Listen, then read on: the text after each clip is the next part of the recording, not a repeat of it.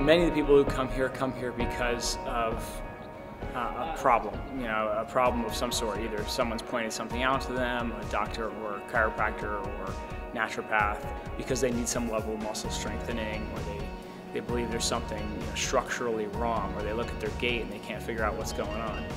Sometimes we do get people who walk in and they just want a great workout, but that seems to be the rarity.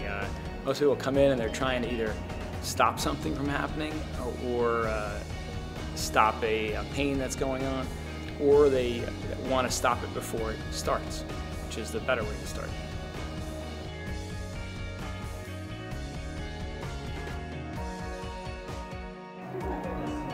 Yeah, so what I'm seeing in Sarah is both feet are kind of slightly externally rotated, knees are turning in a little bit, so we're going to have some tibial torsion in there, some medial lateral hamstring discrepancy. A lot more movement upper scapula on this side, lower scapula on this side, right in here. So there's basically a push twist. You see it here, you don't see it here. You don't see it up top. She's got a heavy stabilization factor going on up in here, which is just that shoulder blade up top is locked down. Probably from things like mousing, arm on a thing, rotated forward. That kind of positioning will cause that. Now from in front, you can definitely see, you look at the clavicle position, left clavicle traveling upward a little bit more. So as I said, that dominant trap on the left-hand side is actually pulling her collarbone, her clavicle, upward.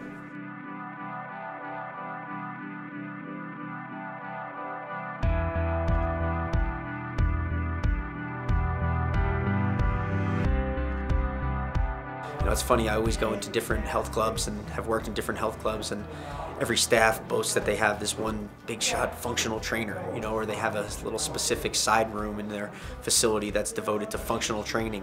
And you realize that's just kind of the area of the gym where they keep their Swiss balls.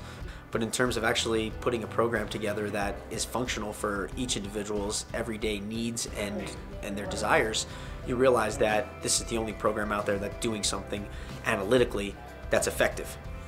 When I do a move with a client and I have them put their body in space and fire certain muscles, they have a result that happens. Different muscles are going to turn on and to execute the move. And if they don't, then how can I turn them on? I can't just do a move in hopes that it would get the result that I want, which is a better alignment. So if I'm looking at why do we do exercise? Why do we do repetitions of an exercise? What are we hoping to achieve with that? So it's really developing awareness around and intelligence around what we're doing with our bodies every day.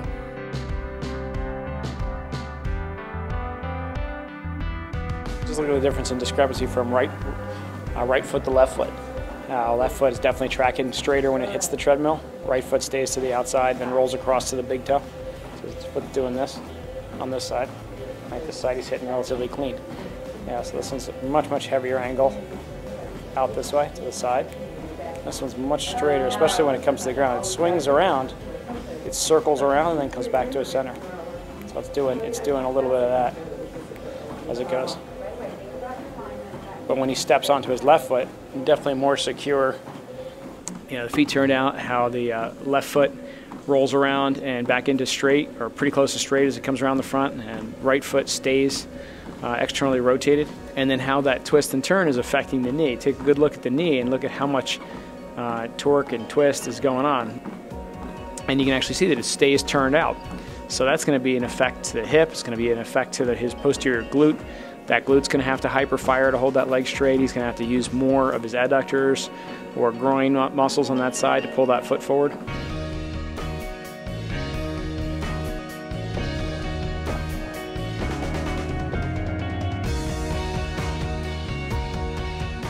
You may have something going on for 50 years, and then finally it is the thing that creates the ruination of your back, or the problem.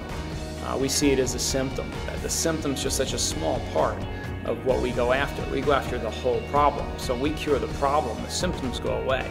So in functional fitness, what we start to work on is where the muscles are aligning the joints, they tell the bones where to go. And because your muscles tell the bones where to go and your central nervous system controls the muscles, we need to work on all those three dimensions of the human body.